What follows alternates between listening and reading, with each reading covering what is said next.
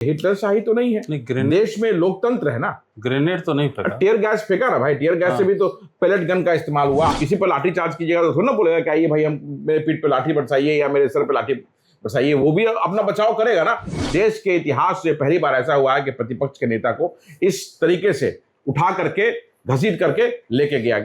ये संविधान, ये लोकतंत्र नहीं है। कह रहे हैं आप कि उसमें कुछ उन्मादी थे, तो उन्मादी वही लोग थे, वही भाजपा आरएसएस के लोग जो सरकार में बैठे हैं और जो ये दिखाने का प्रयास कर रहे हैं कि इसमें छात्र नहीं, बहुत सारे उन्मादी लोग हैं। तो संवाद से समाधान होना चाहिए। जिस तरह से लाठियां चल रही हैं बच्चों पर, बेटियों पर लाठियां चल रही हैं, ये नहीं होना चाहिए। और बच्चे कौन हैं? बच्चे हमारे हैं, बच्चे आपके हैं, बच्चे देश के हैं। और मैं आपके माध्यम से छात्रों को कहना चाहूंगा कि कानून अपने हाथ में मत लीजिए।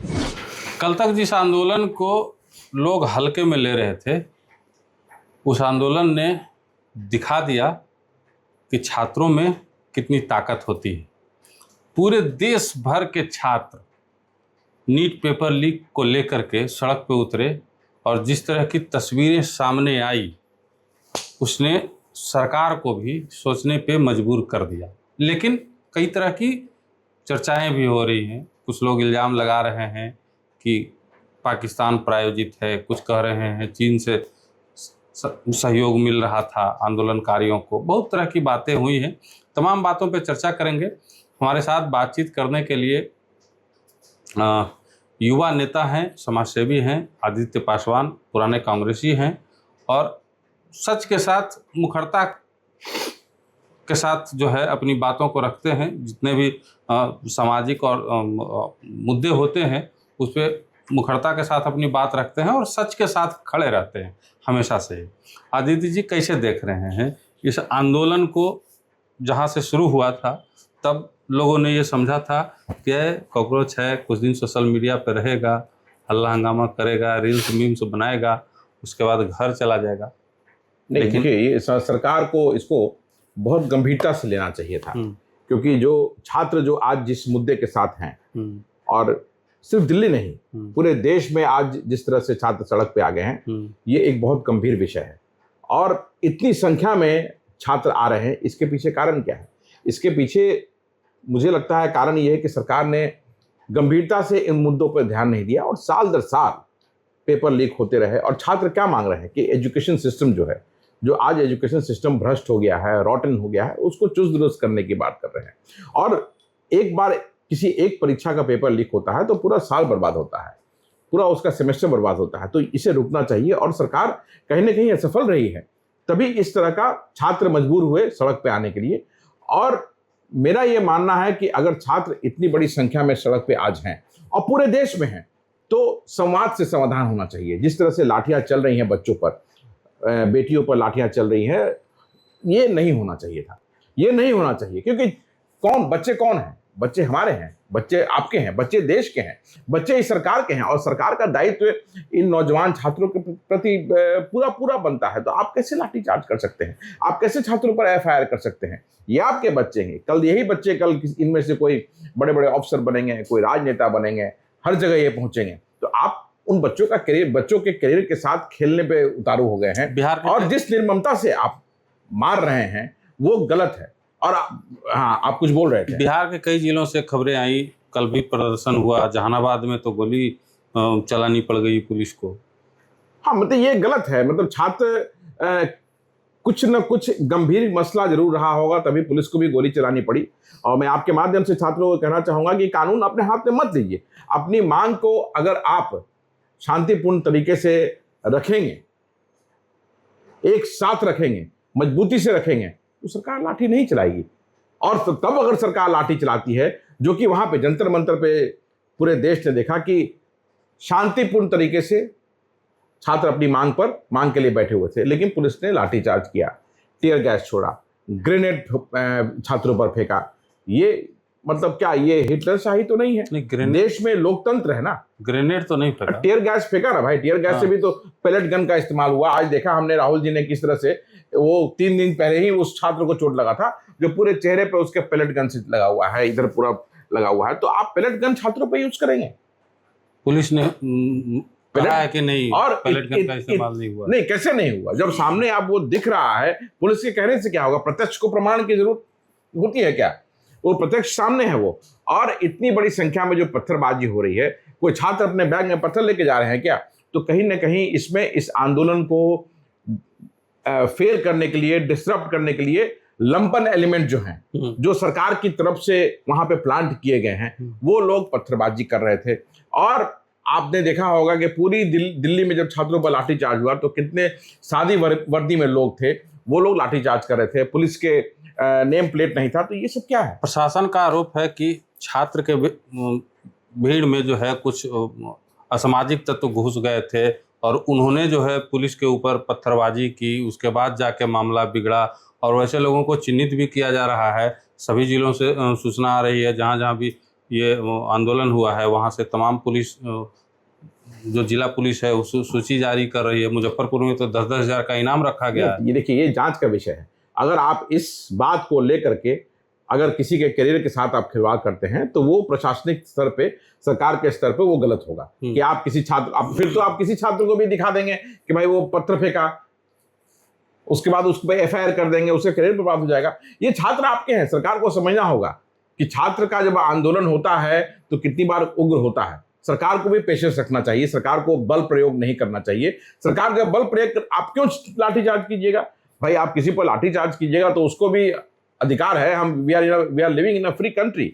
आप किसी पर लाठीचार्ज कीजिएगा तो थोड़ा ना बोलेगा कि आइए भाई हम मेरे पीठ पे लाठी बरसाइए या मेरे सर पे लाठी बरसाइए, वो भी अपना बचाव करेगा ना। लेकिन एक तथ्य ये है कि जब आपने देखा, पटना में भी देखा, जो जिस तरह से गांधी मैदान में जो प्रदर्शन चल रहा था, कोई वहां पे पत्थरबाजी नहीं हो रही थी। कहां से वो पत्थरबाजी वाले लोग आ गए? क्यों पुलिस पे पथराव हुआ? किसके लोग थे? क्यों डिसरप्ट किया गया? क्या इसमें ऐसा नहीं दिखाई देता है कि आरएसएस और भाजपा के लोग अपने लोगों को वहां पे, ये पत्थरबाज लोगों को वहां भेजा उसने, और छात्रों को बदनाम करने के लिए पत्थरबाजी कराया गया ताकि डिसरप्ट हो मामला, लाठीचार्ज हो और प्रदर्शन का जो मुद्दा है वो भटके। जैसे कैसे कह रहे हैं आप कि उसमें कुछ उन्मादी थे, तो उन्मादी वही लोग थे, वही भाजपा आरएसएस के लोग जो सरकार में बैठे हैं और जो ये दिखाने का प्रयास कर रहे हैं कि इसमें छात्र नहीं, बहुत सारे उन्मादी लोग हैं। ये छात्र हैं भाई, आपके अपने बच्चे हैं, देश के बच्चे हैं, हिंदू, मुसलमान, सिख, ईसाई, ना ईबीसी, ना ओबीसी, ना दलित, ना ब्राह्मण, ये सिर्फ छात्र हैं, देश के बच्चे। फिर तो वही बात हो जाएगा ना, आप भाजपा आरएसएस पे आरोप लगाएंगे और भाजपा आरएसएस वाले कहेंगे कि भाई आपने आपातकाल के समय क्या किया था। नहीं, आपातकाल के समय क्या किया था वो छोड़ दीजिए, इतिहास में है वो।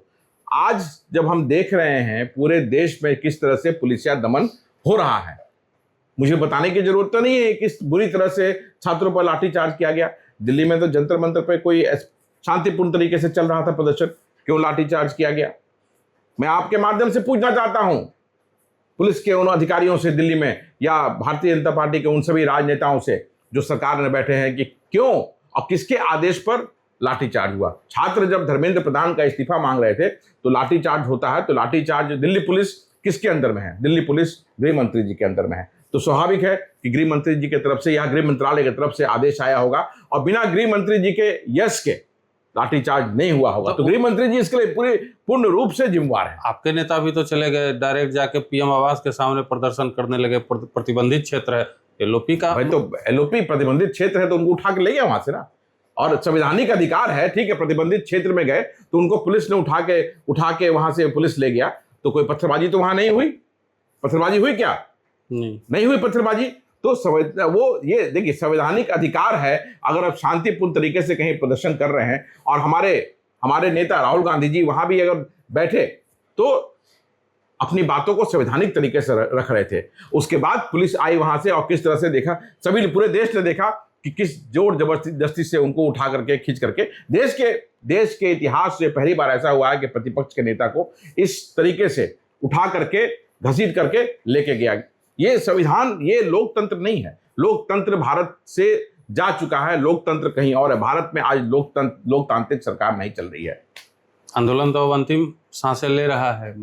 सोनम वांगचुक दी अनशन तोड़ दिए। नहीं भाई, तो उनका सोनम सीजेपी की भी वार्ता हो गई सरकार के साथ। नहीं, वार्ता हुई है तो वार्ता में सीजेपी की या छात्रों की, सीजेपी सिर्फ एक माध्यम यहाँ पे है छात्रों और सरकार के बीच में। ये लोगों को समझना होगा कि छात्रों और सरकार के बीच में सीजेपी एक माध्यम है।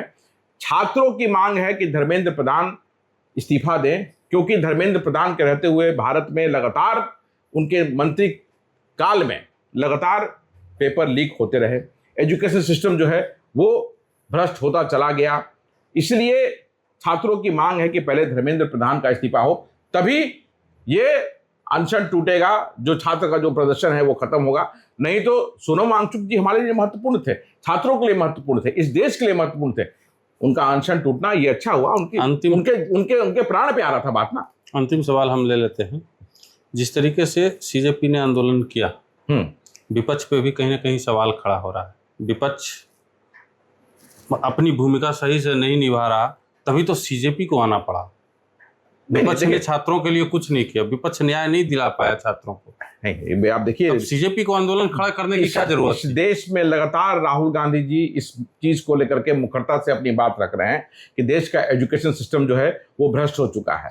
बार बार साल दर साल पेपर लीक हो रहे हैं, चाहे वो सदन में हो या सड़क पे हो, लगातार इस बात को उठाते रहे हैं। विपक्ष की भूमिका जो है यहाँ पे बिल्कुल हमेशा ही बहुत इंपॉर्टेंट रही है और बहुत सही तरीके से इस मांग को उठाते रहा गया है।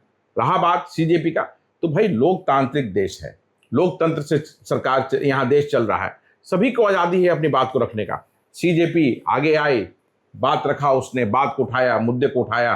छात्र जो पहले से इस मांग के लिए लगातार सोशल मीडिया, आपने देखा भी होगा कि सोशल मीडिया पे लगातार ये मांग काफी दिनों से चली आ रही थी। सीजेपी एक माध्यम बनी, छात्र सड़क पे आए, प्रदर्शन किया उन्होंने, सरकार ने दमनकारी नीति का इस्तेमाल करते हुए उन पर लाठीचार्ज किया, जो कि गलत हुआ। इस देश में संविधान से ये देश चल रहा है और मेरा ये मानना है कि लोकतांत्रिक प्रक्रिया में संवाद से संविधान हो सकता है, लाठी से समाधान नहीं हो सकता है। और सरकार चाहती है कि लाठी करके, टीयर गैस मार करके, दबा करके इस प्रदर्शन को कमजोर करे। चलिए, आदित्य पासवान जी को सुन रहे थे आप।